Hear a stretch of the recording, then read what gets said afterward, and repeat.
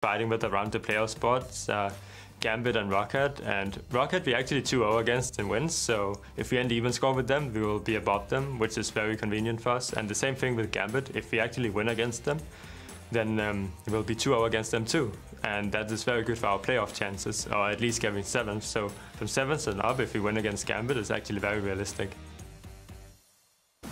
And welcome back. Loading up on stage for our final match of the day are Elements and Gambit Gaming, who are the only one game apart in the standings, and with just 2 spots left in the summer playoffs, Elements are looking likely to pick up a spot if they can pick up wins. If they can pick up the wins, SK Gaming tomorrow as well. Yes, they lost earlier today, but obviously they want to make sure to keep Wolves behind them in the standings. Definitely the case. Let's start with Elements, who are on the left-hand side. The blue team today, they can equal Gambit's score in the standings with a victory. JWoww, Dexter, Frog, and Tabs, Nif, and their coach, Martin Munson, I believe it's pronounced. As we've said, they play Gambit, they play SK tomorrow. They have the potential to make it into playoffs if they can get 8 and 10, if they can win those games. And really the story's been about Dexter and Frog, and it's been them versus the world in most of their games. Dexter for the early game, and then Froggen taking over the game once we go late. He's honestly been performing really well, Froggen himself, in the mid lane. I think the Varus pick he's been getting lately is very important. It gives him more mid-game impact, which is what Elements needed. Otherwise, they rely on Dexter for the early pressure. And if these 2 guys can perform, Elements can look okay in the early game and then transition that into the late game. Because really Tabs and JWoww, like on these side lanes here, not been performing well enough, honestly. They really have not. But one thing that is seeing improvement for Elements is their draft, their pick and ban phase. At the beginning of the split, we criticized them heavily for their late game scaling, for their limited wave clear, for their lack of mid-game pressure. And that is getting better and better. They seem to be putting together champions that can do multiple things. Yeah, again, for me, it goes back to the likes of the Varus pick for Froggen. It offers wave clear. It gives him mid-game impact. It gives poke, which is something Elements have played okay with, except for the game against Fnatic, where they honestly had this great comp, or they at least had the possibility to play a fantastic siege comp, but they were honestly too passive. They lost a few dragons in the early game they could have contested, and that was a problem for them. In the end, Fnatic ran with it against Copenhagen Wolves as well. They were in control, but it took a long time, and it's been a problem for Elements. They are not proactive enough on the map. They wait for you to make a move, and then they react. But if you play these poke compositions that spike in the mid game, you have to be able to then group up, start landing the poke, start sieging towers. If you just sit back and wait, you just allowed your team to take map control and outscale you. Well, there's a reason Elements are 6 and 10. It took a long time for them to realize that. Their opponents today on the red side will be Gambit Gaming. Now, of course, they do have a substitute. Kabashard, Diamond, Betsy, Gosu, and their coach Shawns. In the 80 carry role, replacing Forgiven for this week will be Moops, former mid laner for Super Hot Crew. And he will be filling in pretty big shoes today. Yeah, former mid laner for Super Crew. He's been playing support a lot in solo queue, and now he has to step in as the AD carry. Obviously, a super tough situation for them. If you want to know more about the Forgiven situation, go to LoL Esports, the competitive ruling, you can read it there. Gambit, though, as a team, they gotta try and make the best out of Kabashard and Bitsy. Honestly, Kabashard last week played the Gangplank, Smite and TP top lane. That's not gonna work. You need something that can snowball from the early game. Gangplank, he takes 30 minutes to farm. I mean, but he got 30 minutes. He got to 30 minutes and then already lost the game. They gave her like 3 towers in the mid lane.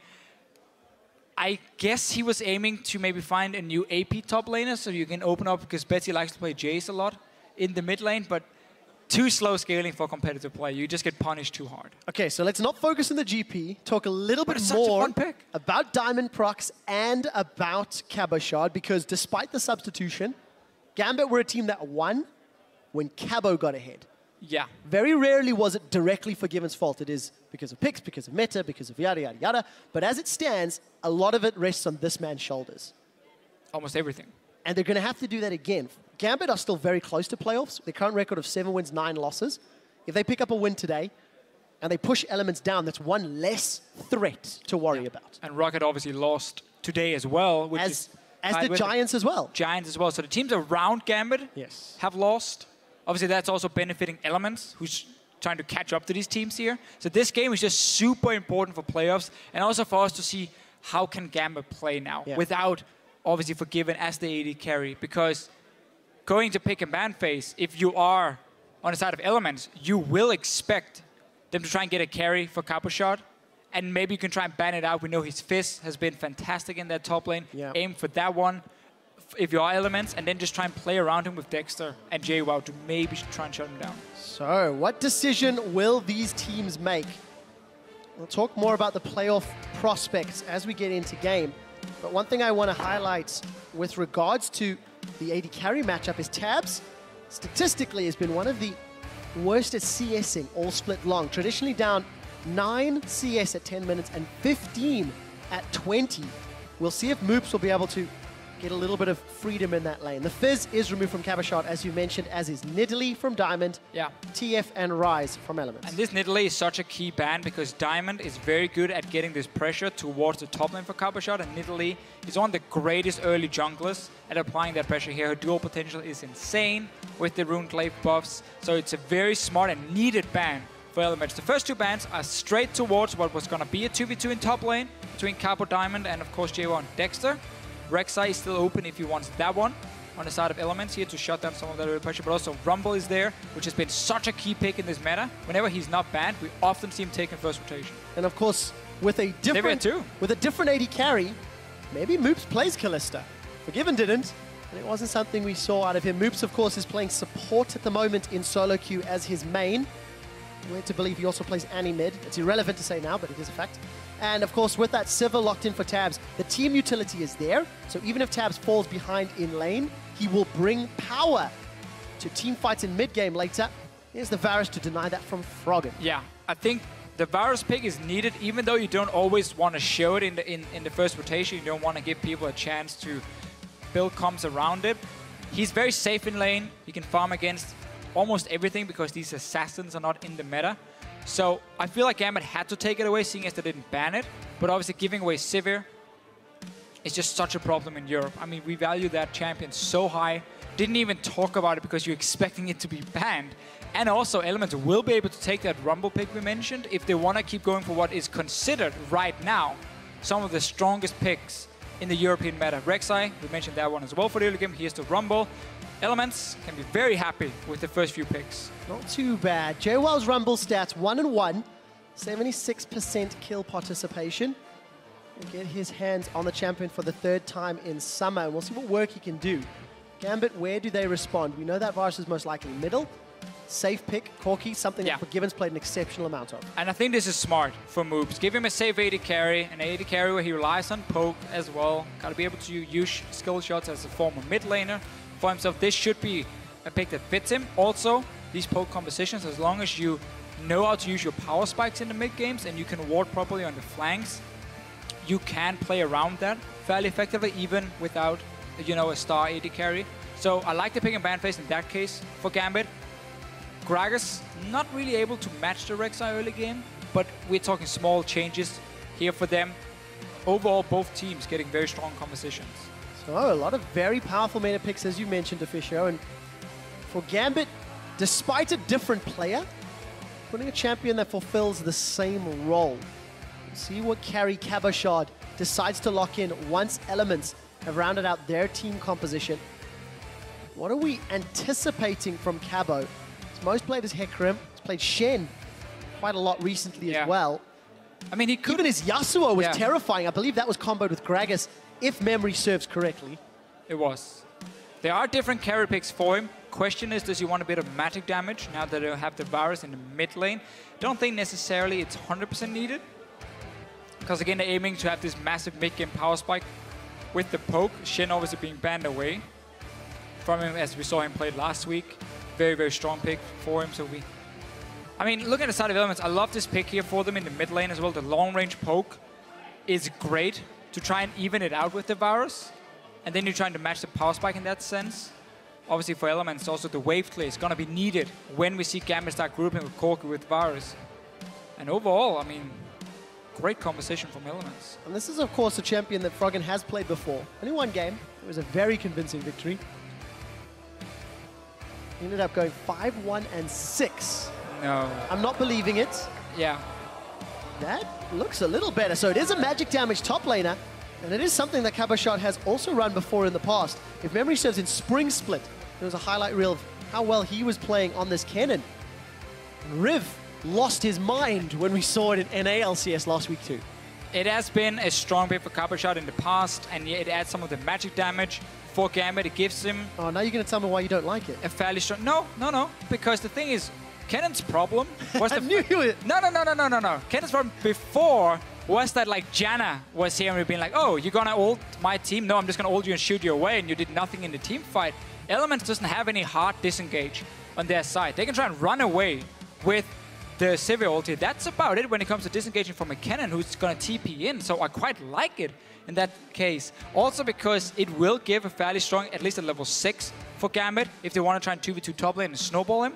Also, Rylai's, great item at the moment. Liandry's been buffed, so you can go haunting guys into Sorcerer Boots, get the early magic penetration, then get the Liandry's later. I think there's a lot of things to like about Kennen in the current meta. As long as Janna is not being picked, I think it's fine. I totally misread that. I really thought the disappointed Deficio was about to start dishing out the damage for Kennen, but he did not. Instead, a lot of praise, assuming Cabo can get to the back line. Hashtag EL win or hashtag GMB win. Will Gambit with a substitute keep their playoff hopes alive, or will Elements put the first brick in the foundations of building their playoff dreams? This is the first European Kennen of the split. There's none other than Cabochard. Well, of course, Cabochard been playing, or trying to play as many carries as possible in the top lane for himself. We're gonna have this fun mid-game though, where Froggen is standing on one side, trying to spit a Gambit, and just like shoot over a Gambit and land a poke. Then on the other side, you have Moops and you have Betsy trying to do exactly the same. So there's going to be quite a poke war being built up. Great wave clear from both mid laners. And then it's more about how can teams set up the fights. Elements, if they want to be the one to engage, you have the Sivir ulti, you have the Rumble ulti as well. But it's going to be fairly difficult for you to reach the backline of Gambit. Where Gambit side, you can have Flash Body Slam, you can have the Alistar engage, and then follow up with the Kennen. Kennen's obviously not the main engage, always follow. So I feel like Gambit in that case has a bit more options of starting the fight. But then Elements can kite super effectively. You have the slows from the Rumble, from Froggen in the mid lane, tap speeding them up. So gonna be a lot of back and forth in this game. And extended poke wars is what you're telling me? Yeah, it can also just snowball those super heavily. Like when some comps kind of have the same goal in how they want to play out, at least in terms of poke. If one team starts falling behind and they just cannot return damage, that's it. So Deficio, the last time these teams played was an eternity ago. It was week 1. Elements showed up and really showed up big. This was, of course, before Sean's had even joined the roster for Gambit. Had a lot more problems to deal with in the opening weeks. And much like Spring, got themselves a coach after a couple of weeks, started to increase their strategy, their picks and bans. Gambit have been steadily increasing, and now they're going to have the biggest challenge of all, playing with a substitute and still being close to playoffs. So we do see the upside down lanes, Moops and Gosu doing the Krugs. We caught a glimpse of Tabs and Nif just a second ago, finishing off the Krug. Really like the swap here from Elements to counter and get that 2v2 in the top lane. You have double range with their Thresh. Sivir does well into Corki as well. We've seen that matchup time and time again, blocking that damage with the spell shield. They gave full XP to Nif though, so he's level 2 already. Betsy, he has no flash. No, he's in so much trouble. Death Sentence connects, Ignite is down, Betsy's going down. Kill credit to Nif. So, I was sitting earlier today, looking at, you know, China, Korea. We see very, very little Varus in the mid lane for them. He's a champion, obviously, that lacks a lot of mobility. And one of the reasons is supports in China and Korea, they roam a lot more. They gank the early game, or they gank the mid lane a lot more, trying to shut down this Varus pick. Before we even get to talk about it, Nif gets level 2 from the Grump, walks straight in, ganks Betsy, and takes himself, or gets himself the first blood. That's how you try and shut down the Varus in the mid lane. You can do it to save the Froggen though. We'll find out whether or not anybody does. Gosu's presently defending Moops. Substitution AD carry in the mid lane. We also caught, while Betsy was being ganked, his Ghost had already been used. I did not actually see when, or why, or how, but that is on cooldown. And teleports used from both JY and Cabochard to get themselves to that bottom lane. Nif does not follow up with a second Death Sentence. Dexter does have a pushing wave to punish if he so desires. Dexter's a jungler that's had such a great impact in the first 15 minutes. constantly finding ways to help his team out. High skill participation in the early game for junglers. It also helps, seeing as your team can never get any kills on their own. So whenever he does show up and get a kill, you get high numbers. But he's been great, honestly, for Elements in terms of early game. JWoww. He's going to ward. I see you, bud. You're caught between a mountain, a fat man, and a Yordle. JWoww's going to flash over the fat man and get himself out. So JWoww escapes. Problem for him, Flash is down.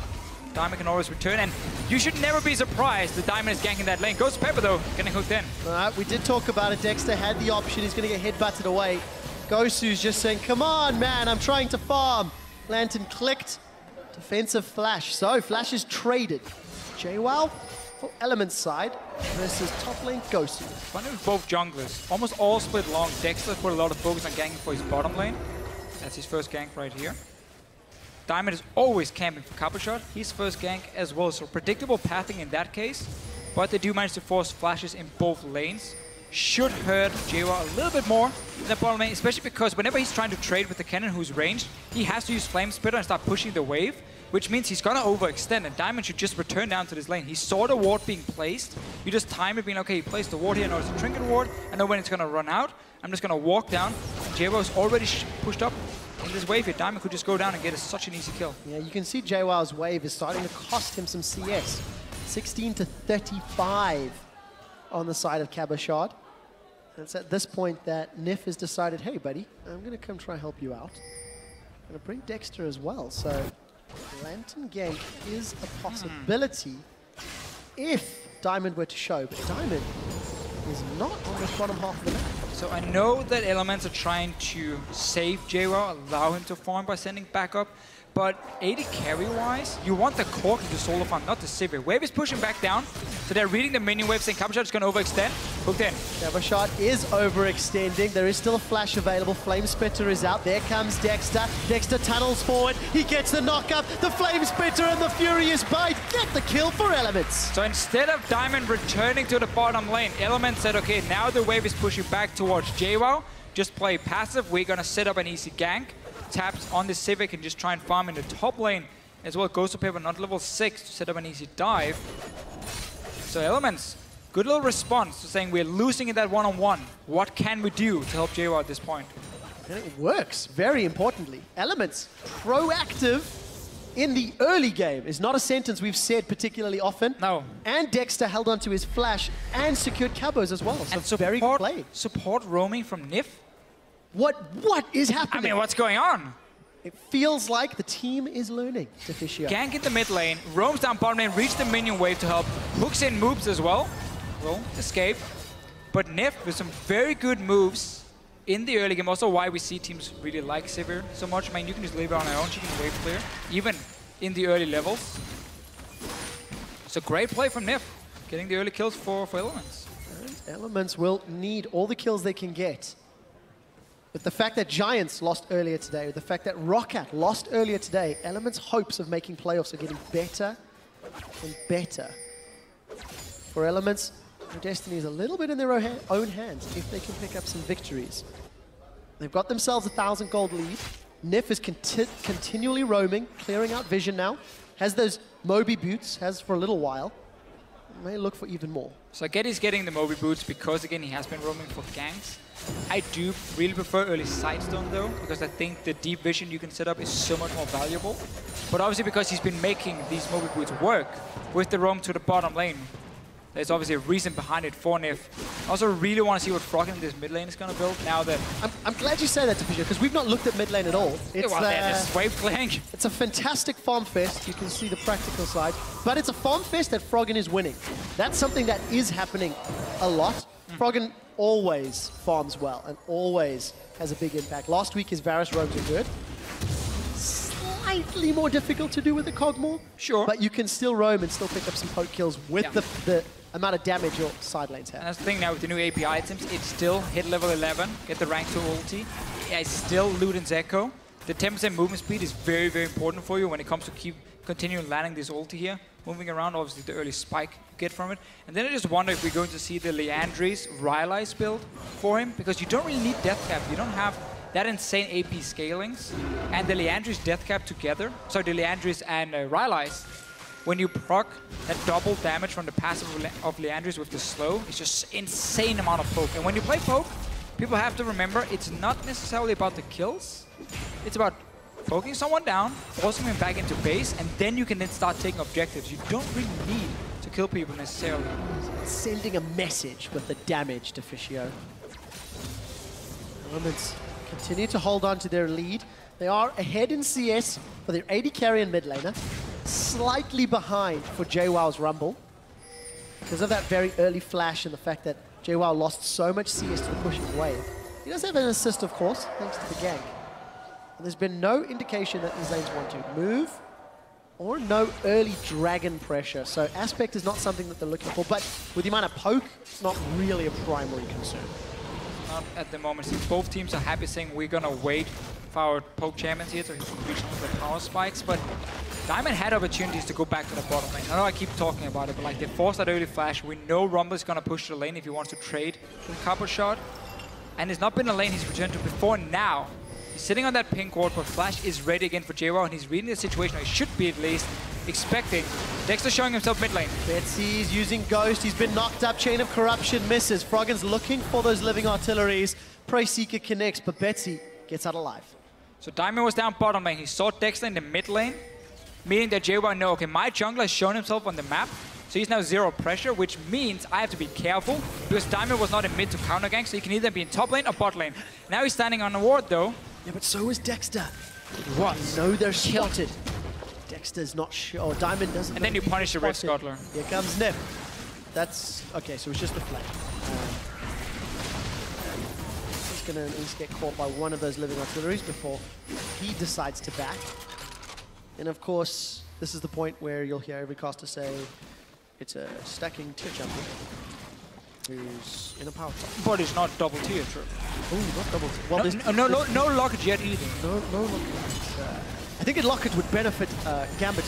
Actually, it would benefit both teams because of the magic damage. We'll get more serious in a moment as Elements are now onto the first dragon. With Gambit backing, they saw Cabo leave lane, they saw Betsy leave lane, and Elements pick up an uncontested dragon. Easy peasy. I really like Elements' focus around this mid lane from the early roam. Nif had to Dexter now ganking, forcing both summoners from Betsy. It allows them to push him back to base and then take this dragon. JWoww though, my friend, he's a level 6 cow.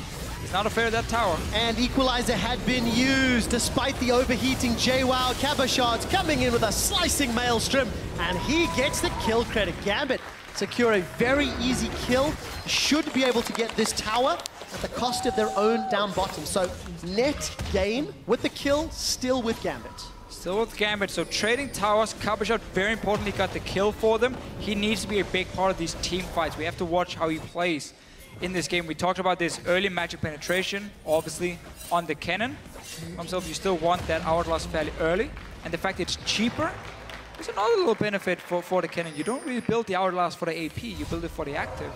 So yeah, still a lot of things to like about it. We need to see how Cabashard can play the team fights. No hard engage or hard disengage from Elements, just a whole lot of mobility because of the Sivir to dance around. And that's important because of the fact that Cabashard's team is down in gold. Yes, they've secured a tower, which is great, but as it stands, Elements have been more proactive on the map, secured themselves a couple extra kills, and one of that is because of Nip. He has picked up that sight stone, but we've not seen deep vision yet. Still some shallow warding. Nif and Tabs making their way up top, and JWoww's the first one there as well. And the deep vision is going to be the next move for Elements. You have Rek'Sai in the jungle, you have pressure in the mid lane, and now you support start roaming as a Thresh. You have Lantern to save someone. Deep vision allows you just to pre-plan so much better. If you see suddenly 2 or 3 guys from Gambit on top side, you know your top lane is about to get killed. You can either back away or you can set up a counter play to it because of deep vision already being set up. Dexter is going to find, goes to Pepper at least, so Elements trying to just shove the lanes. Moops is freezing down the bottom lane, or at least farming it for now, so he's not going to be able to join. Very easy move. Look at the respect from Elements. They backed away despite the minions. Respecting the engage potential from Gragas and Cannon, as well as the fact that Betsy had gone missing, so no tower secured. Key move from Betsy, just moving out the lane, There's no vision, so Elements had to respect the fact he could be on his way to top lane. Froggen was back in base himself. So a bit of a missed timing for Elements. You mid laner recalls when you set up a 4-man push top lane. That should never happen. You need to time it so your mid lane is putting pressure mid, and then you make that 4-man push because the AD carry was freezing in the bottom side for Gambit. And Deficio, a little bit of wards placed all the way up to the red buff. It's not necessarily mega deep, but it's, I think, good enough if you want to push that top tower. And despite the fact that Froggen's back didn't necessarily coincide with the dive top, it did allow Froggen to pick up a first item, Rylai's. No Luden's Echo then, so he's not going to be as impactful in terms of damage. But obviously Rylai's allows you to disengage more effective and land that first ulti, follow with the next and the next and the next. 40% slow, it is painful to play against. And Froggen, nobody's going to stop him from farming here because Gambit is losing the side lanes at the moment. Deep vision has been established, so they can spot it. There's the first slow. Hit in the slow. Voidus connects as well. Hit in the slow. One more. That one's not going to connect. Caustic Spittle does not. Nor does the Living Artillery. The Ghost from Betsy keeps him alive. Right, Elements got the top tower and put a lot of damage on Inner, and Gambit did not respond with one of their own. Remember what we talked about earlier? You don't have to kill people with poke. You just force them back to base. Betsy's now recalling. Froggen goes in, gets a few more hits on the mid tower. You slowly chip it away, and it's just always in advantage of Elements. Gets at least a minion damage on this time and denies Betsy even more farm. Yeah, that advantage is growing to 2,000. Dexter, I think, stole that Raptor with a Prey Seeker. You can see the animation flying, but Deficio, pretty big CS advantage for Froggen. He's now backed and picked up those Sorcerer Shoes as well. So going to add some penetration to those Living Artillery. Gambit, they've grouped themselves mid, and it'll be on tabs to wave clear as best he can. Brave clear though from Elements. Froggen is on his way back. Look at this Sivir. Wave is gone. Gambit not able to set up anything, and now Elements just need to swap it around. Put JWoww back on that top lane to catch the big wave with his teleport. Have Nif and Dexter together. Walk into the bot side jungle of Gambit, set up these wards while you have Froggen already pushing the wave with obviously the bot lane already being built up. That gives you vision of every lane.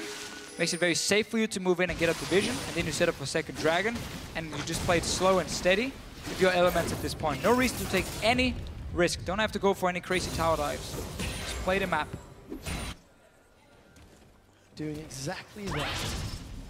Element's now going to donate this blue buff over to Froggen. One more shot. We'll get it in the end. Almost an awkward moment. Diamond is invading with the support of the rest of Gambit, so buff steal. Take a look in the middle though, because Betsy in a little bit of trouble. When the hunt comes out, Chain of the Rylai's will start spreading. Dexter's going to find Diamond and Moops. So Elements are in the mid lane. Dexter's forced to tunnel to safety. He finds a second tunnel. Teleport comes in from JWoww onto that tunnel. Equalizer, waiting for it. Connects! Death Centers into Equalizer. Moops is slowed by the box as well. Ghost is trying to peel them away. Tabs, as well as Froggen, is going to be able to pick up a kill there onto Moops. Now Gosu, he's been connected. Death Centers flashes over the wall, over to the Troll tunnel. Traded one back. Betsy's got himself a kill onto the retreating Dexter. 1 for 1.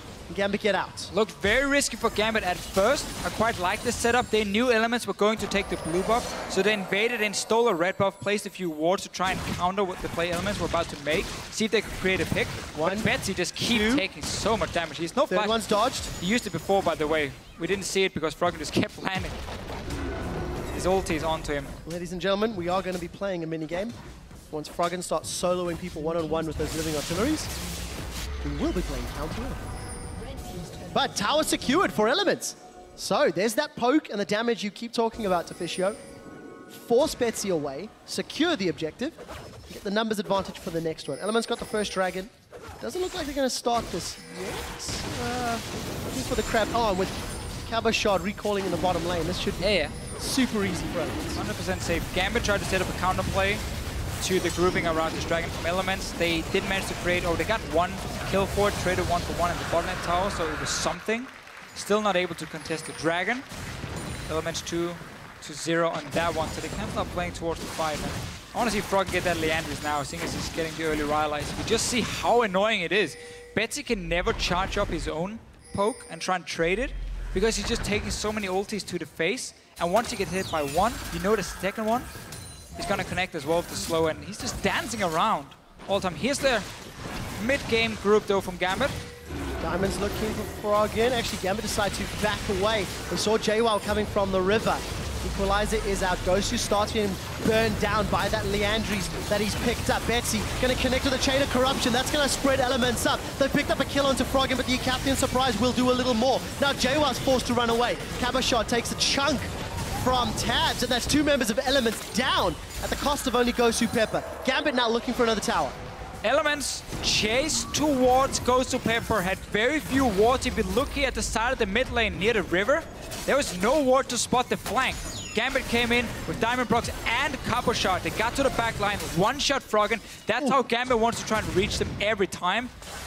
Poor warding from Elements, and then you cannot overextend like that. Because the only way you're going to die is if the flank happens from Gambit. You're going to have this insane poke machine in Froggen.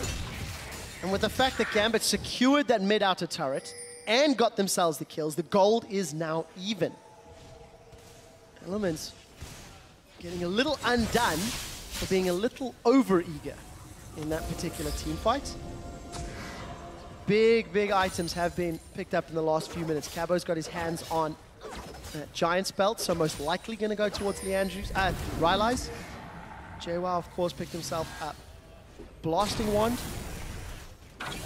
Needlessly large for Froggen, so everybody's getting more powerful. Betsy with Lost Whisper and Brutalizer. That is a lot of armor penetration, considering there's very limited armor on the side of Elements. Those piercing arrows are going to hurt. Yeah, if he gets to sit with moves and start landing that poke, problem is again, Froggen is constantly returning damage, and he's gonna slow you down, and he's probably gonna out DPS you when it comes to just landing ulti after ulti after ulti with the low cooldown for Froggen, and then the great wave clear from Elements. So once again for Gambit, it's so much about pushing in lanes, and then try and sneak Diamond and Copper Shot around Elements and get these flanks in here. Get down Froggen. Again, we mentioned it. There's no hard disengage for Elements. There's no Janet to be like, boo, Copper Shot, you're gone. No, he's gonna get in there. Is that a Janet sound effect? That is boom. That's how it sounds, man. I'd love to hear that on a monsoon. Boo!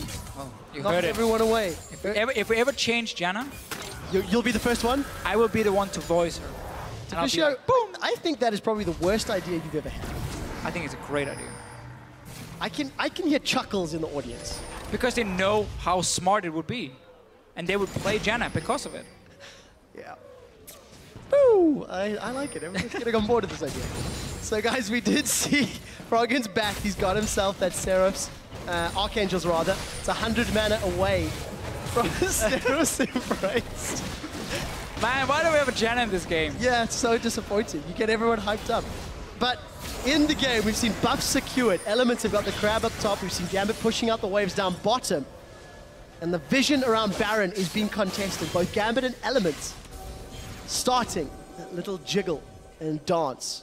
Yeah, if you can't push on the towers, start playing around the objectives in the river instead. So obviously, when you have these poke comps as well, you never want to be in a situation where you have to face check in towards the Baron because you just get collapsed on and you die so fast with these squishy targets. Yeah, but you can't face check with poke because you're going to throw living true. artilleries and piercing arrows. There's a lot of tools. So, in my opinion, whenever you see poke v poke, I find it slow. I remember having a discussion with Shox about 2 weeks ago. She quite enjoys poke. I just find it frustrating because it feels like the team that gets out of position by making a mistake then loses to the poke. Because it's very difficult to force an advantage. Yeah, the problem is if you take that one hit to the face and you get poked down, so you have to suddenly be careful and you like have to start backing away, you can't really return it. Then it very quickly can snowball in one way.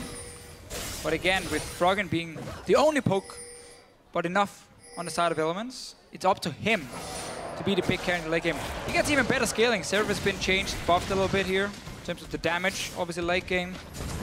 Tabs right now is on a solo mission to split push, and right now Gambit is not responding before now. Tower secured. With a recall. Sloppy play. They're still not recalling, and Element's going to be able to get back. So Cabashot is going to make it to clear the minion wave out while that's ongoing. JWoww is shoving out the bottom lane. And there is some of that poke connecting onto Dexter. And we have this situation where Gambit is like, okay, we wait for teleport, so we can set up a potential flank. We wait for Elements maybe to overextend. Elements is saying, you know what, guys? We got 2 dragons to 0. We got Froggen scaling. We don't really need to do a whole lot. We can just wait for third dragon, and wait for number 4, wait for number 5. Again, there's no Janna in the game. Righteous Glory picked up by Nif. The engage power is there. Locket tier fully stacked for Froggen. How far is Betsy? He is 120 mana away. Stop slacking, Betsy. Come on, we're gonna race. Gotta auto-take the minions, man. Deficio, we've said nothing for the last 4 minutes because Elements and Gambit are just clearing waves, clearing waves. Dragon is up in a few seconds' time. All right. And it's 2-0 in favor of Elements, but Gambit at position. And when nothing happens, you start putting all your anger towards the poor wards. Or if you're Froggen, you do it against Betsy, because Betsy is always getting hit by the first one, then the second one. But yeah, when you have these situations where nothing really goes on, it's a fight for vision. It's not very exciting because you get clear wards, then you place your another ward, and then you wait for teleport against Froggen. Slicing Maelstrom, he's going to connect with Froggen. So does but the Lantern, Nif is going huge this game. The box is down, that's going to slow Gosu. Froggen is still alive. Nif does not connect with a death sentence, but the Living Artillery does. Tabs has come running in with On the Hunt, while Dexter secured the dragon. So Elements get the objective. So Elements got the dragon, and because Nif had already moved back to save Froggen, they get something. 3 dragons to 0. Not a Janna, it's a Thresh, but it's fine. It works. And now, Gambit is like, they only poked down one guy, so they can't really go for the Baron, and we can just reset the whole map again. Because now Teleport was used and Dragon was taken, so Elements once again have no reason to do anything. And Gambit... Except they have teleport advantage. They do. So the potential to push and make a play is slightly with Elements. I think we've seen enough of Elements this split. You know, they're gonna say, oh, we can go for 5 dragons. Okay, that's the safe play. That's what we're aiming for. Let Froggen do all the work and then wait for another dragon to respawn. Gambit have to find a way to stop either that dragon or create something beforehand, but there's been so little focus on deep warding for both teams. We've just been standing in the river, killing each other's wards and being like, haha, I hit you with poke, I hit you with poke. And there's more poke. Diamond gets caught by one, body slams away from the second. Diamond also picked up one of those Aegises, Deficio. Smart play. And we do see the Rylai's completed for Cabo Shard. So itemization synergy that's going to work fantastically with slicing Maelstrom. We did see an Abyssal Scepter from JWoww, so a slight variation on the Rumble builds that we see, but it makes a lot of sense considering his lane opponent. Still though, Cabo Shard delaying and also JWoww in this case delaying the Hourglass is quite a lot. Obviously against poke you might not need the active that much, but for Cabo Shard, because he will be diving that back line and there's a lot of damage on the side of Elements, I think he could have delayed the Rylai's for the Hourglass then get it after. Obviously for him, he wants a bit more sticking potential in this fight. I have to see if it pays off, or if he just goes in, gets basically one-shotted. Well, I guess against the Sivir and the Thresh, that slow will be very powerful. Yeah, but it's all or nothing when you're Kennen. You pop your ulti, you try and one-shot a target. But you're not aiming to chase toward... Isn't that the definition of Cabo Shard? Is his playstyle and character not all or nothing? It is. His Hecarim, his Fizz... His haircut. Everything. Dexter's going to avoid that piercing arrow from Gambit. They now have vision control around Baron. So, Elements now need to face check. They need to use that Living Artillery, try to figure out where their opponents are. Instead, Elements are going to put some pressure on the mid lane. Gambit did back away. So, when you play poke and you want to set up Barons, it's not just like a one-step process. Not, oh, here's Baron, let's go Baron. No, it's like 4 or 5 steps. 1, you start pushing out your lanes, especially the mid lane is key, then the top lane. So you have the waves pushing down to the tier 2 towers, and you get the full vision. It makes it harder for him to walk in a face check. Then you clear wards, then you go back and push out waves, then you clear wards again, and you force it to face check. Gambit now has a situation where they've at least cleared all the vision, but you can see how Elements are always in the mid lane, so they're putting this pressure of saying, okay, we're just gonna push up mid, and if you don't commit fully to the Baron, and like have to just start walking back, we can land some poke, and we might get an opening. So we need teams to fully commit. Gambit could have walked into the jungle of Elements. We talked 2 minutes ago here, before this, because Elements cannot face check against a Kennen, against an Alistar, Gragas, whatever, and set up that full deep vision and start playing around it more effectively. And that allows you to push waves, because Froggen is the only guy you need to fear. And of course, because Gambit did not get the deep vision, did not fully commit, they are 2,000 gold down. We see Gambit now grouping themselves towards this middle lane. And the poke from Froggen is doing a lot of work. Exceptional wave clear, so Elements maintain control of the game. Dragon will be up in 2 minutes, which is just after 30. And that will be the 4th of the match. Gambit, they've not contested previous Dragons. And they simply cannot afford to give up the 4th for free. Only if they take a Baron for it. But even then, it's so risky because then the number 5 is going to be so important. So either Gambit has to start giving up the vision on the Baron and start moving it down to the bottom side of the map. You have a massive wave pushing as well on the bottom side, so that's an opening for you. Because you want to start setting up at least a minute in advance. If you want to fight again against Poke, you gotta have that vision so you know when you can engage onto them. You never want to start the Dragon and then dance around the Dragon and try and dance around the Poke as well from Froggen. And you're like, oh, I got hit by that one, now we gotta back away. Doing some weird dance in the castings, I'm not sure why. Well, we'll have to take a look at the vision stats after this game because there's been a lot of wards killed, I feel. We'll only be able to investigate that once we get the advanced post-game statistics. Void Staff was collected for Froggen just a minute ago. And the Mirror Mana was completed for Betsy as well. So this arms race is building more and more and more. I'd really prefer the Leandris though first. The damage is insane with the Rylai's. And again, it's about just poking people down and forcing them back to base. That would have been a lot more effective for him. Now, Copper Shot, he has TP again, remember guys, so he can make a play. 20 seconds before Dragon, he's going to get in, but he's only going to find Nif. The support is now down, but it's Froggen that they need. Diamond forced to retreat. Living Artillery misses, but it's Tabs that's going to get the kill secure. Now they're going to turn their attention to roast Gosu Pepper. He's down. Elements is going crazy. They found themselves 2 kills at the cost of 1, and they sound like an Ewok's village. Gambit committed everything to kill poor Nif because Froggen flashed away. That is not the guy you want. You need to be able to get Froggen down. It was only Cabershot going in at first. That means another Dragon for Elements. And another few minutes for Gambit before they have another teleport. Cabershot, unfortunate to not find Froggen. He had flash. The angle just wasn't worth it. Here's their replay. Yeah, so basically he goes in, Froggen flash, and now in this choke point here, Dexter and Nif were standing in the front for Elements, and Gambit just not able to commit to it.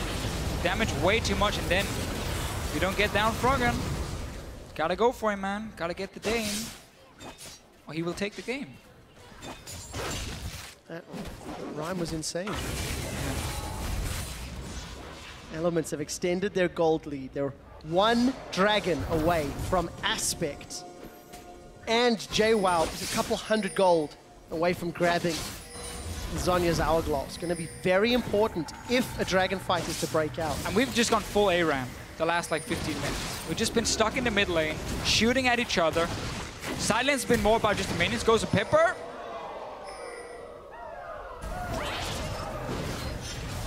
You're misusing my sound. Manages to get away. I think we're going to have to repurpose it for a Cogmore ultimate. Elements do not have control of the Scuttle Crab. But of course, Froggen did get that flash from Gosu Pepper, so slightly less engage or disengage from the big cow. Gambit are just falling further and further behind. It's small losses, very small. But it is still in favor of Elements. Yeah. We need Talisman or Righteous Glory on the side of Gambit to, again, enable engages without teleport from Cabershot. You need to find ways to get onto that back line of Elements. They have not done a good enough job. So we can wait for 5 dragons. I told you, by the way, Elements are happy saying, oh, we got a few dragons to 0. Let's just wait for another one and another one. Is the I told you so from Deficio. The strategy, man. Well, it works out. The additional true damage for the Living Artilleries, plus double the movement speed, plus double the wave clear. I mean, why not? Elements are slightly out of, actually very out of position. Gambit put themselves a gentle love tap, grab the tower, and Moops will be able to dodge the to stay alive. But tower secured. Cabershot is going to get caught by Death Sentence. Gambit, they're committing for this. They're going to get another kill onto Nif, but look at the equalizer, splitting Gambit up completely. A defensive explosive cast from Diamond Prox, and Gosu will once again be the sacrificial cow He's going to go back in for one headbutt pulverize. Buy some time for the rest of Gambit. Benzine goes to a low, living artillery, after living artillery, after living artillery. Cabochon forced to flash away. Oh! Is down! Reese gets the kill. The Captain Surprise will not be in range. 1 for 2. Gambit win the fight. Revenge for Betsy, but there's no objective to take for Gambit. They got the mid tower at first. No dragon alive. They're not healthy enough to start the Baron. So we're just going to return back to another 5 versus 5. And we saw how hard it is to take down Frog. And this guy is just going crazy. And his range is insane. Gambit is lacking ways of getting to him. TP is soon ready for cover shot. Every time he goes up, he's been TPing in, trying to flank. Not every time. Every time. It's been twice. 3 times. Come on. It's 36 minutes in. You have more, like, if you were to use it every time. Okay, not level 1. Okay. The problem for Cabochon, I feel that his positioning's not been fantastic when using it. He managed to catch Froggen but not kill him once. And then the 2 other times it's been to catch out Nip. You have to commit your flash with him. Yeah. Problem was he had to use it because he had to survive the poke from Froggen beforehand. So that's going to be heavily in favor of Elements. If you cannot follow him, you're going to see like Froggen should change to Distortion, by the way. In this case, just to have less cooldown because it's all about catching him over and over. Get that reduced cooldown. Capture could honestly do the same, but nah. No, you want the home card. You want the home card. Set your clocks, ladies and gentlemen. 1 minute and 45 seconds until Dragon number 5 will be spawning. Elements very clearly want to secure that objective. And Gambit, good call, Trevor. I don't think they can afford to give it up. We've got a lot to work with here, Deficient. For Dragon. However, do they want number 5? Let's step back. Let's step back again. Remind everybody, because we've not done it yet. In-game. Elements, of course, playing for playoffs. That's the big picture here. Yeah, if right Elements now, win this game, they will equal the score with Gambit, as well as Giants, as well as Rocket at 7 and 9. And there's only 2 spots left for playoffs. And the key thing to remember, when you look at the standings, one of the teams you just mentioned have to go down to promotion tournament as well. Right now it's Elements sitting in that spot. That's one you want to get out of. Now Gambit has set up 1 minute in advance. Very few wards, but at least they got control of one of the bushes. So Elements knows, okay, they're standing here trying to land some poke. TP is ready for Kappa shot. Needs to go back in base. He's doing it now to have that recall. Is there wards behind? There's one ward here where Nif is walking, sorry. Might be the one he goes for. Froggen and JWoww are there. Home guard is powered up for Cabochon. One in the lane too, right at Froggen. Not been pulled yet. Cabochon's waiting. 25 seconds until Dragon is up. The gold has been evened out. Gambit have done a good job of farming, and they got themselves a tower since the last time this fight has happened. Look at those wards. Look at those wards. Cabo could start channeling. First one cleared out. There's only one left. It's gonna disappear in just a few seconds. So he's running out of wards behind Elements. And that is a massive problem. Gambit, and look at the side lanes. Gambit, very few pink wards as well. So they're not really denying that much vision away from Elements. Engage coming. So Equalizer is down. Betsy's in trouble. Chain of Corruption comes out. Diamond has flashed in. Dexter's jumped in as well. Cabochon's gonna get the slicing maelstrom. Froggen is down. Nif follows as well. That electrical surge is doing work. Cabochon will lose his life for this engage. He's still alive. Cabochon survives. 2 members of Elements are down, but they might be too low to get the Dragon. Such a big mistake from Elements. You're not the one looking to try and chase Gambit. Froggen was standing in the front. Instantly get punished for it. Gambit get the TP in from the side. This time Cabochon didn't even need the flash to hit multiple members. They get the dragon, so all the work Elements put into 4 dragons so far. The call that was made 25 minutes ago, boys, 5 dragons, that's the goal. Don't do anything, 5 dragons. He's now gone. Or at least for 6 minutes. Delayed. Look at this here from Elements. They think because it's in a choke point, they can use the Rumble ulti and it's going to be a great setup. But look at Froggen in the front. Gambit, they know he's the guy. He's the main damage dealer. And then the TP coming from Cabochon. You don't need a flash now. 3 guys, 4 guys, even if you count in taps. And Gambit wins the fight. They get the perfect opening. Stop the dragons. Now they gotta go back to baiting around this Baron here, but they need deep vision. They need to sell for... sell your potions. We're 38 minutes in. What is 150 HP going to do? That potion saved Kabashard's life, I think. I think it was the heal for... It was what? From let's agree on that. I bet you didn't even have a potion. I'm going to go back and check. Yeah, he had a ward. Good guy, Kabashard. Damn it. Point is, you need pink wards. Because you need elements to face check. And if you're just trading vision, you're never going to get them to face check because they can see you starting that Baron. 4 sweepers though on the side of Gambit. Officio, that first dragon secured for Gambit. So vital because now it's actually worth something. 6% at 40 minutes into the game. Gonna help them out. Gosu's also picked up a banner of command. This could help because Gambit's side lanes have actually been pretty good. Whenever these objectives begin to be contested, there's almost always Gambit minions pushing towards Element's base.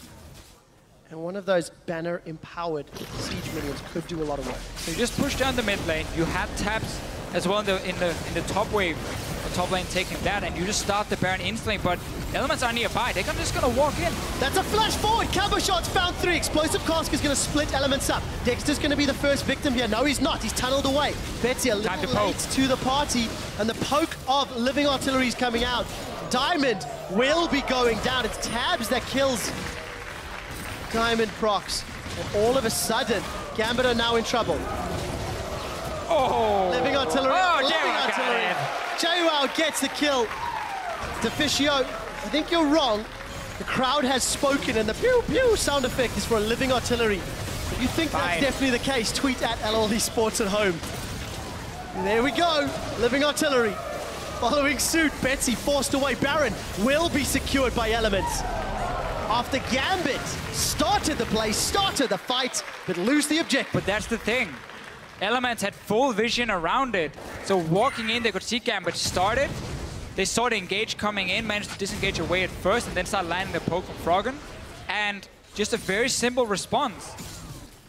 Look at the amount of blue wards around. It doesn't look like it was just Gambit setting up for the Baron, if you consider the fact that there is, what, 10 wards on the side of Elements already. A lot of vision. Allows them to turn around the plate and then get the objective. So now, again, Elements are in the lead. Froggen, why do you hate Leandris? It's such a good item. Why do you hate it? You'll have to ask him in the post-game. If we manage to get that chance. For Elements, with their 4,000 gold lead, they're playing aggressive on the side of the map with no vision. Dexter's going in. He's going to smite that away from Diamond. And Lantern out to safety from Nif. So Elements now putting their attention onto the bottom half of the map where there is an inner turret to take down. And you start setting up with that dragon coming in 2 or 3 minutes. Worst case, if you're Elements, but you now have the ability to start sieging, it becomes a lot more difficult for these poke compositions to clear the waves when you got the Baron buff. And obviously, if Gambit is stuck under that tower, trying to clear waves, it's a lot easier for Froggen to keep landing this damage. So Elements finally have a chance to really siege. As long as they have the wards on the flanks, and they know where the wards are behind them, so they can see if Kabashard is TPing in, because his TP is ready in just a few seconds. No, we talked about that TP like 10 times, but it really has been it's game-changing the opening for Gambit, the only opening. The scary thing is, one strong teleport from Kabashard can once again turn this game around. Elements on the hunt is down. They want the tower. Teleport's coming out from Kabashard behind. Tower's not secured yet. Diamond forced to defend. Chain of Corruption doesn't connect, but Kabashard finds Froggen. The Pure Machine is down. Nif is going to escape, and Gambit defend their base. Well, we talked about the teleport. We talked about the cannon, what he can do with the flanks. Elements didn't manage to see what was behind them in terms of the wards. Might just get a death cap as well now for Kabashard. Honestly, probably realizing he's doing his job just by going in and trying to blow up one target. So he doesn't want the hourglass very clear. He just want to try and stack as much AP as possible for himself. It's been working okay, 6-1. It is the Kabashard show in many ways, but it normally is with Gambit. He needs the rest of the team though to help. JWoww might be caught out. He has been, but he may be able to turn the tide. Starts to overheat. Gonna flash into Gosu Pepper, who gets the pulverize in the head, but JWoww's trying to make the best of a bad situation and look for Moops. I do not believe he will find him. Goes Golden Moop, walks into the Flame Spitter as Kabashard has arrived, secures the kill.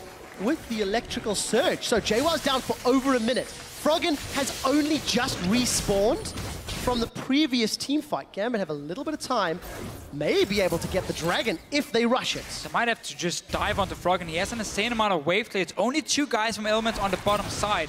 Also need to respect the fact that Tabs is pushing top lane, so they gotta react fast. Either you go all in for this tower and try and get the 2 kills, or you just recall and you send at least 1 guy back to stop this one, and then you take the dragon instead. So that seems to be the option. It is number 2, Deficio. Cabochon is up top. He has to deal with Dexter in the middle lane. He has to deal with Tabs in the top lane. The rest of Gambit are on the dragon. Dexter secured a tower already. Dragon number 2 picked up for Gambit. Cabochon's defended top, at least for a moment. May need to use that slicing maelstrom. If anything further, look, here comes Gosu as well. Have Elements stuck around.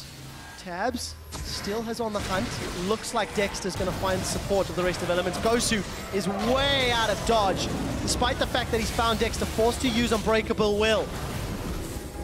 He'll be able to make it out. So, cooldown blown, 2 exposed inhibitors. And just such a problem for Gambit that they have to trade a dragon for some of the inner turrets because, again, they know Elements can get number 5.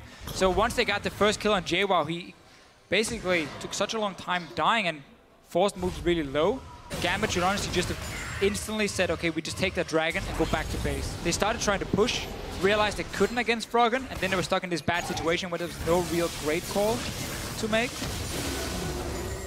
And in the end, 2 towers for Elements. But once again, you stop the 5 dragons. I get the ban of command from Ghost of Pepper to stop some of the wave clear. However, I feel like Righteous Glory is still the best item for you to get at this point, or the talisman, because if you cannot get the right team fight and get onto the backline of Elements, you're never really going to get to use that ban of command. Every time Gambit tries to group and poke, Froggen returns twice the damage back to the carries of Gambit, and they have to just back away and wait for team fight. So build for that. Don't build for the push right now. Very quickly, Froggen has just finished his death cap. Currently sitting on 767 ability power. Each living artillery is hitting for around 400 damage. And a 0.8 second cooldown. Could have been more with Leandris. Could have been more with Leandris. Maybe it's his final item, Deficio. Elements have grouped up in this middle lane. Again, there's no tower. It was secured, and Betsy's being focused. 1, 2. Third one gets dodged. Betsy always dodges the third one. Yeah, Froggen has enough damage now. He needs just 1 defensive item because he's the target every time. And nobody's helping. Ghost of Pepper is behind. Cabochon dancing around the front, though. No tower. Oh! The flash for flash. Gosu doesn't get the pulverize. Ignite is now burning. Betsy did not fire Chain of Corruption. Gosu, insta Unbreakable Will. Just react instant. Just flash ult him and get him with the Q and he would die. Did not do that, and it means Froggen gets away. Dexter and Elements will secure the blue buff. That was picked up by Froggen. Baron is up in 35 seconds. Inhibitors still standing. And the poke war continues. Man, Betsy could have pulled the trigger there. Froggen has used everything. He was caught out of position.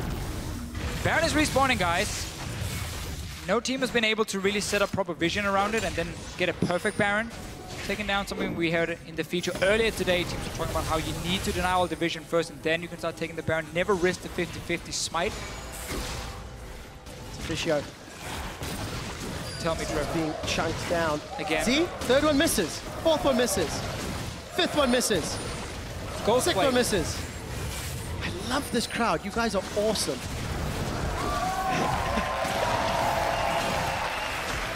Elements trying to keep their playoff hopes alive. Take a look down the bottom. Froggen's gone! Cabochon teleported in. We didn't even see it. Observers were looking for the pew-pew.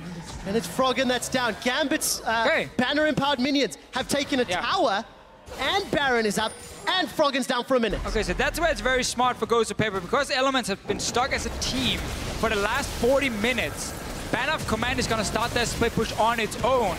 And it's gotten them a tower, forcing JWoww to take it. But the important thing is, Froggen had no summoners. He used them in that last fight where he was caught out. And of course the teleport, guys. I mean, come on, teleport shots. And then boom, kill. One-shot him. Boom, Froggen goes down. Gambit get a tower. That is their 5th of the game and their first Baron. The timer has started for the next dragon. Deficio, the game that's had the most dragons in summer has been 7. The next one will be the 7th. We might be equaling that record. Close to at least. Unless Gambit decides we want to finish right now. Still left 15 seconds. Now you can use your amazing poke because Froggen is not there. This tower should be very easy to take down. Especially with that banner-empowered Value. minion. But man, Froggen, the fact he has no defensive item at this point means that every time he gets locked down by Cabochard, he just gets one shot complete. There's no outlaws or anything to help him. And the fact he has a death cap, which is just so unnecessary. And let's also remind everybody, Gambit are playing with a substitute. Gambit now have Baron. They have super minions to play with in the middle lane. And they are keeping themselves in a great position. We said Gambit play around Cabochard. It is about Cabochard. Cabochard, 8-1-1 with 370 CS and has found Froggen. When he's found Froggen, Gambit's hopes have been revitalized. Also just with Elements as a team, again and again, it's been a talking point all split long, are just not great at being the proactive team. They're so weak when it comes to pushing your advantage. And even with Gambit, giving them 4 dragons, not setting up the Baron, giving a Baron as well over to Elements, it's not been enough because every time Elements push up, they don't respect the potential flank coming, and that just bites them in the behind. And now Dexter gonna get knocked backwards. Chain of Corruption will give Betsy the kill. Gambit, they say screw the dragon, we can get more. Move their ways down to the bottom. They've got to deal with that poke from Froggen. There we go, Living Artillery's connecting. They're in sync now, actually. Gambit will get their 7th tower of the game. 50 minutes has gone by. Death sentence on Diamond, but that's not the target you're looking for. Gambit have super minions in 2 lanes. And the longest, oh, it would be Elements. The longest game of the split was 55 minutes, and it was SK versus Elements. We're 4.5 minutes away from that record. Elements won that game, by the way. Late game call, 55 minutes in. Got the Baron, won the team fight because Freddy TP'd in with the Shen. Didn't finish off the Nexus, if people remember that game. That should not be the case, though, for Gambit. As we have seen, every time we have that 5-on-5 team fight with the proper TP and engage, they are winning it. Even though there's only 1 or 2 kills at a time. I don't think we've seen multiple people dying on the side of Elements in these fights. Maybe I'm completely wrong. It's been... I think we've seen 2. It's been like 51-minute long game. We've seen 2 at most. I can't remember a fight where Nif plus Froggen or Nif plus Dexter went down. But Gambit's Baron buff has now timed out. Got the Righteous Glory as well for Ghost of Pepper now. So wanted that a little while ago, but better late than never. And I believe Void Staff picked up for Cabochard. So no Hourglass up top, no Leandries in the mid for Froggen. No Hourglass either for Froggen. Gambit doing the right thing, sieging top lane, letting the supers do the work elsewhere. So how good can Froggen wave clear? Or how good is Froggen's wave clear? That would be the correct answer. He just has to be so careful because Gambit can try and just instantly dive him. You have... Somebody ask Crepo what this guy's name is.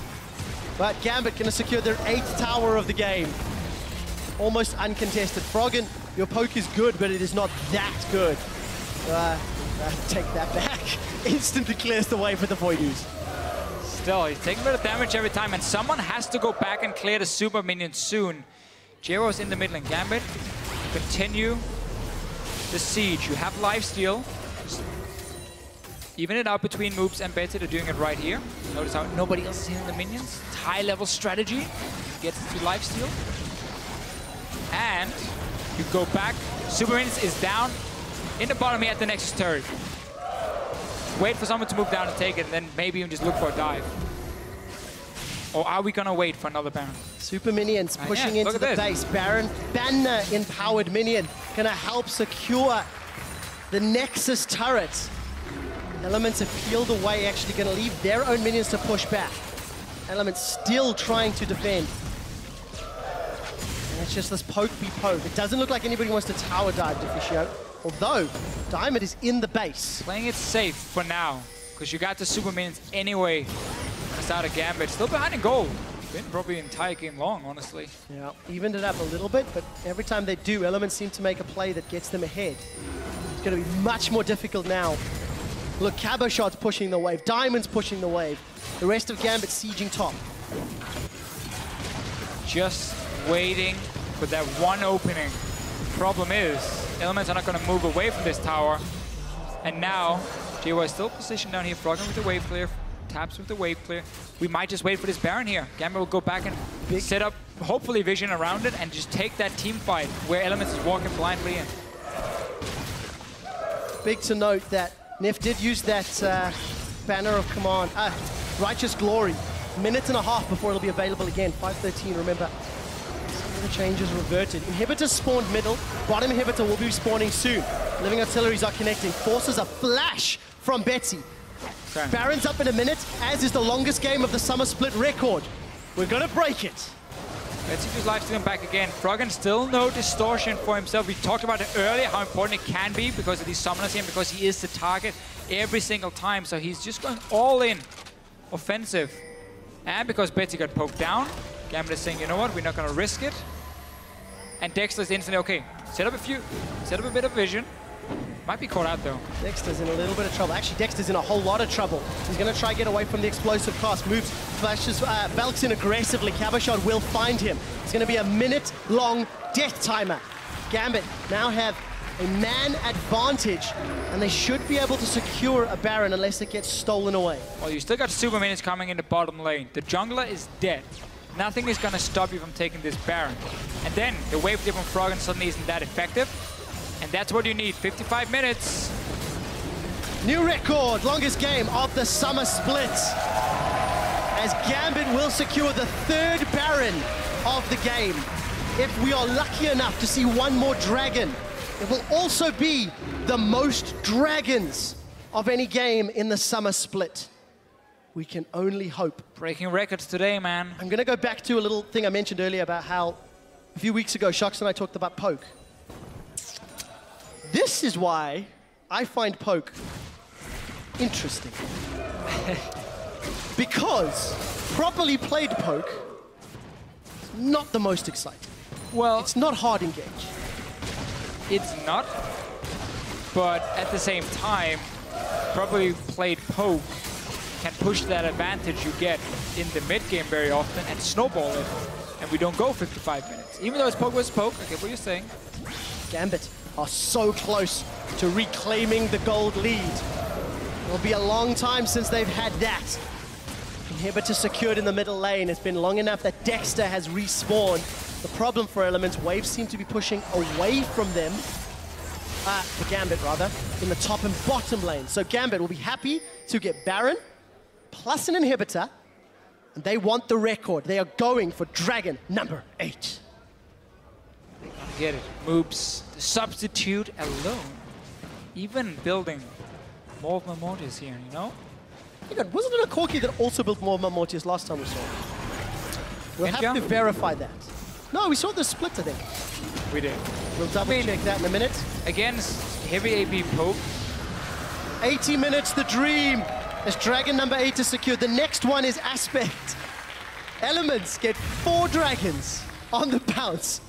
Only for Gambit to say, no, no, no, no, no, no. We can play that game too. And they secure 4 of their own. Again, Elements made that call an hour ago. We're gonna go 5 dragons. When they lost number 5, they're like, okay, what's next? And nobody really seemed to have a plan there from Elements, and Gambit been able to get all the dragons, been able to win some of the fights. Deficio, high five. Look at... It was Audrey that built more Mortis on Corki. Knew I'd seen it somewhere. Go Super is looking for something. Teleport! Caboshot found Tabs and JWoww. Electrical Surge is up. Caboshot also bought an Hourglass. Diamond! You threw the explosive cask too early!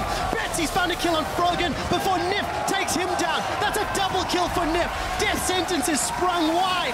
Moops, you are gonna get called into question now. 3 versus 4, but the poke machines are down. Elements are looking for an inhibitor, but will they go for more? They didn't get Froggen this time around. It was Taps that Caboshot managed to deal all his damage to, and that is not the guy you wanted to take down early. Froggen did die in the very end, but Elements dealt enough damage. They're backing away though. You're 4 members right here versus 3. I guess you have no minions, but look at this big wave coming. Just grab that wave. Deficio. And get back in towards that Nexus. You're 4 guys versus 3. 80 minutes, the dream. Dexter, jungler on jungler. He manages to smite Diamond and then run away. Gonna grab that minion wave up top. 4 versus 3 for another 20 seconds. Elements decide to just escort the minion line into the base and then say, sorry, buddies, your problem now. Elements will not win this game before they get dragon number 5. That is the goal for Elements. They give you 4 dragons, they give you false hope. Like, that's our dragon, get number 5. Bottom lane though, ban off command minion. Still doing work for Ghost Babe. I gotta give him credit for that one. He's been setting up some good spike pushes. Is it possible to see how much gold that thing is earned? Oh, that would have been so cool. Wonder how much gold he's earned from those minions. Probably a lot. I'm gonna say so. Well, you got a talisman now as well, so... Of both the items you wanted. 60 minutes the dream. 8 dragons, 3 barons, countless inhibitors. How are we 1 hour into the game and a 450 mid laner still doesn't have 6 items? That doesn't add up in my book. Are you calling Froggen out? No, no, no. I'm just saying that seems weird. I didn't see if he sold any items or anything. I mean, obviously he has the same 4 core items as before. He's been earning 19,000 gold so far. He must be very, very close then to getting that hourglass in the end. Just if you consider we've been here for an hour, so much farm. 2 kills, 8 assists, 7 towers. Everyone else, if you look at the carries, at least, have been maxing out. So I'm not sure if I missed something here. This game will live on forever as Kog'Maw's ultimate has a new sound effect. It has been made so. Diamond and Gosu waiting in the bush, waiting to find a target. Dragon's not up yet, no one's gonna leave. Oh, I've been proven wrong. Elements, they're moving through the lane. Diamond looking, waiting for an opportunity. Not gonna find it. Deficio Cabashad's teleport is about 1/3 of the way off cooldown. Will Diamond cancel his recall? No, it doesn't look like it. Super Minions pushing. Super Minions getting very close to the top half of the base, so Gambit cannot afford to be outside of the base. And it's Cabashad that's been appointed to deal with it. They still also can't afford to just sit in the base, because if Elements can walk up and see all 5 members in front of them, the flank potential, no Frank here, the flank potential is then not there for Gambit and then needed. Froggen though is still a squishy target, no hourglass yet for him. He's gonna be the... No hourglass, 61 minutes in.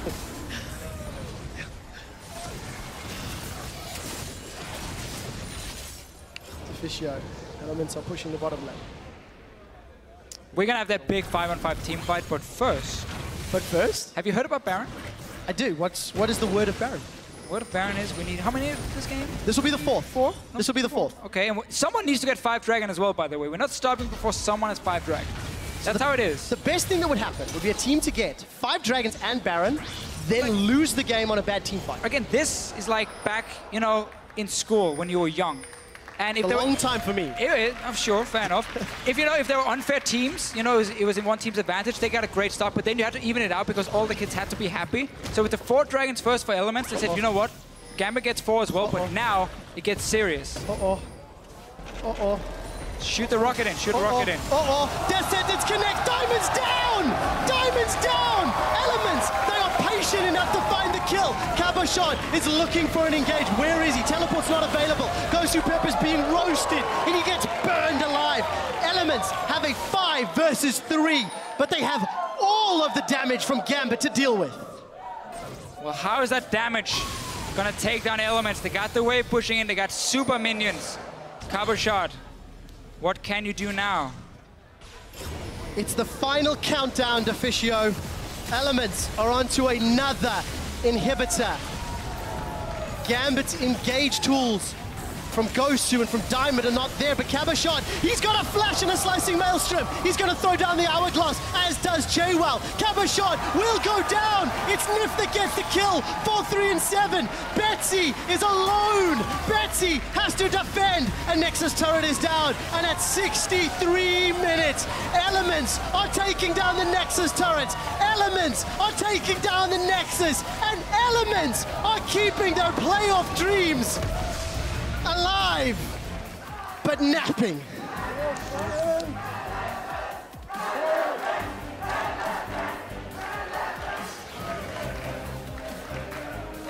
Nobody got 5 dragons. We waited so long and nobody got 5 dragons. Elements very happy with the win.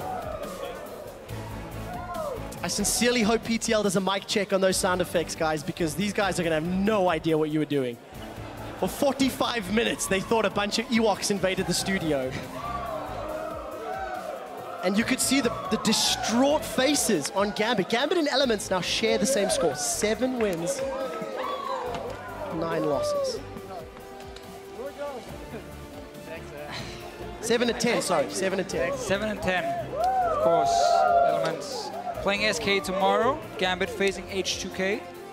We lost today to Origin. But, I mean, almost, what a simple game almost. We were waiting for the same thing every time. Oh, it's Dragon spawning? Okay, now we can get a fight. Oh, it's TP ready for Copper Shot? Okay, now we can get a fight. Over and over and over. And in the end, the trap from Elements. The trap card was played. Gambit fell prey. The one thing I do want to say is, while you said it was a simple game, I have a small clip that I'd like to show at least everybody in the house of how I felt this game played out. So if we can pull that replay up really quickly, and everybody in house, if you can just help me out here. Roll the clip for me, because... Okay.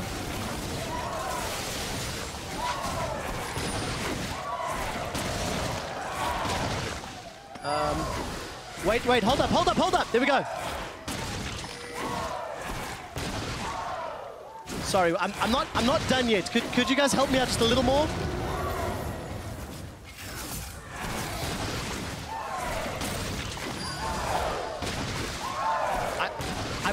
I promise I'm gonna end it now. Okay, we can kill that. But I think you guys were incredible, and thank you to everybody at home for watching that.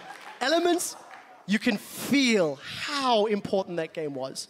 They played so risk-averse. Are you crying? The game's over. It took 64 minutes to win the game. But Elements' play of hopes are still alive. And that's the important thing. Yes. I mean, you go back and you look at this game here, if you are Element and you're being like, oh, we made some very clear mistakes here and there, but we won the game. That's the important thing right now. Yes. Once you get to playoff, however, obviously you got to be able to fix some of these problems you have the next few weeks before playoff would start, if you manage to make it in. But this is the first step. We've all been waiting 9 weeks for some of those problems to get fixed. We're going to head over to Pulse to ask Nif about how they plan to do that. Thank you very much, Trevor. I'm joined here by Nif to talk about that victory. Now, that was a very, very, very, very long game.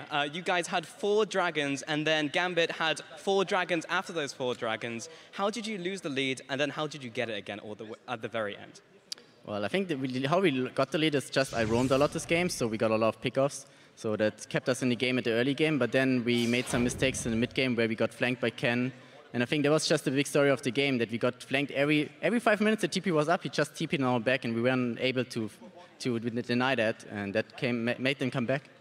Well, you've had an extremely bumpy split, a lot of roster changes as well. You coming back into the team.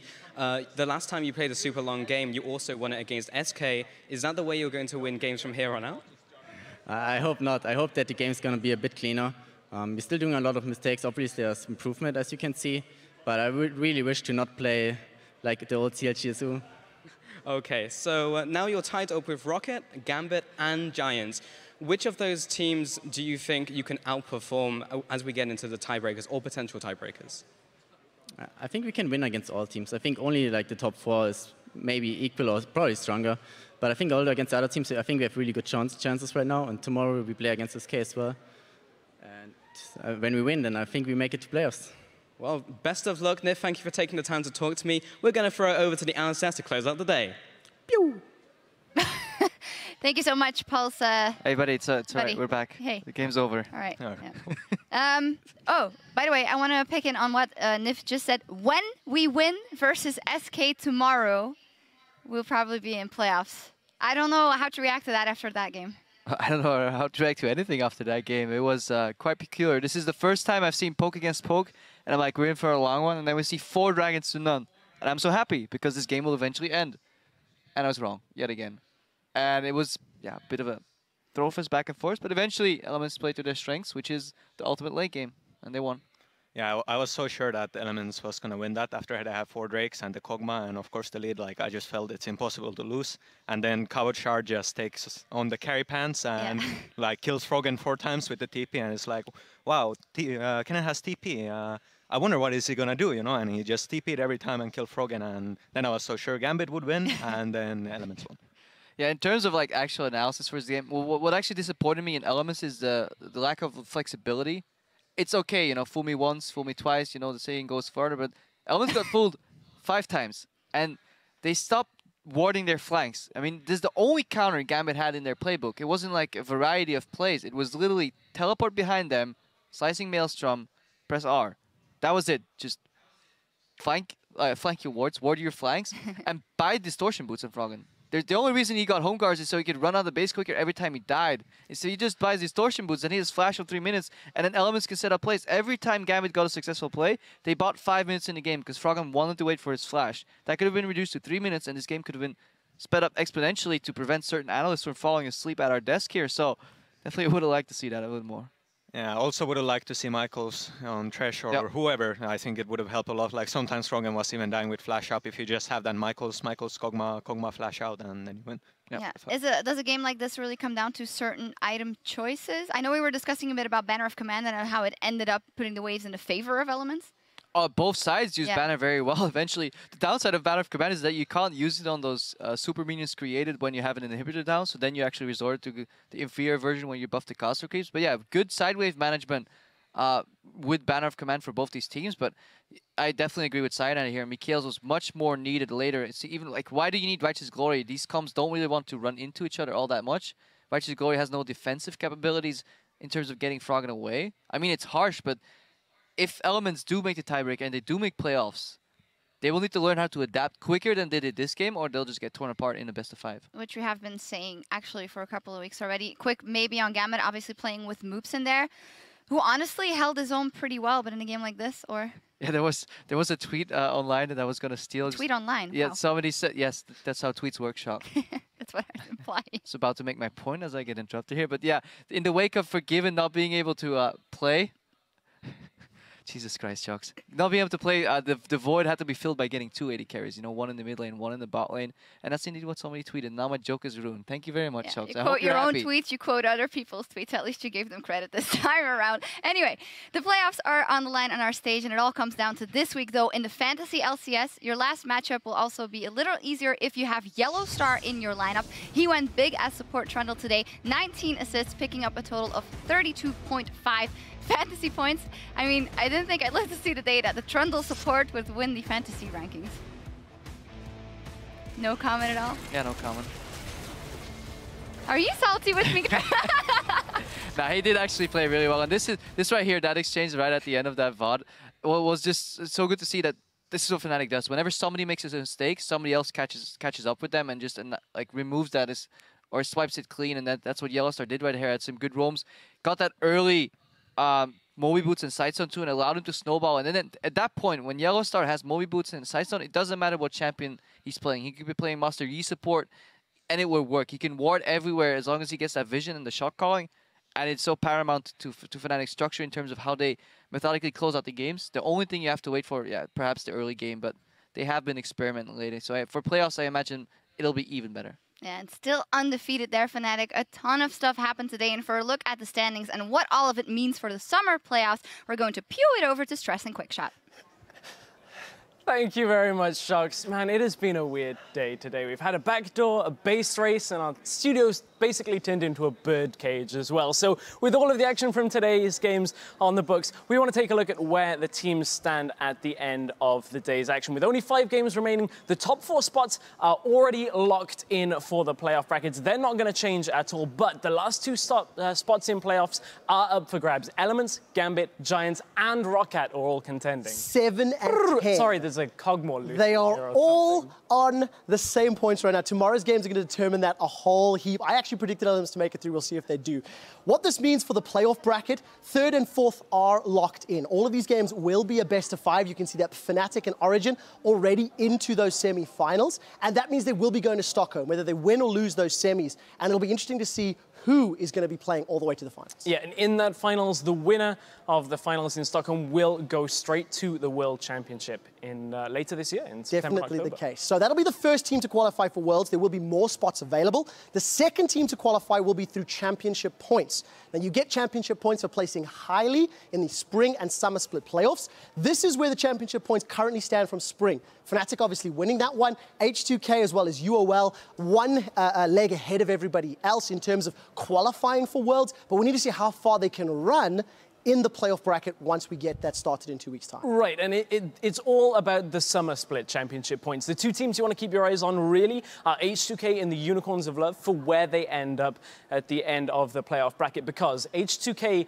currently are 20 points behind the Unicorns of Love. You can see the second and third spot are 20 points from each other, so it is all still on the line with those playoff points. It really is. And of course, the teams that do not then qualify through either winning the summer playoffs or through having the most championship points will then do battle in a first-time regional qualifier. This is the first time we've done it in the LCS, and the way that it will work is it runs straight from left to right. 5th place 6th, based on your championship points. The winner plays 4th, the winner plays 3rd, and whoever ends up winning this entire bracket will then qualify as the 3rd and final seed for the World Championships in 2015. So that's all a long time in the future. We've still got our playoffs still to go, and to join us for the quarterfinals and the semi-final action here in Berlin leading up to the big show in Stockholm, head over to lolesports.com/tickets, where seats are still available. Yes, and maybe you can join us and start going pew-pew a little bit more.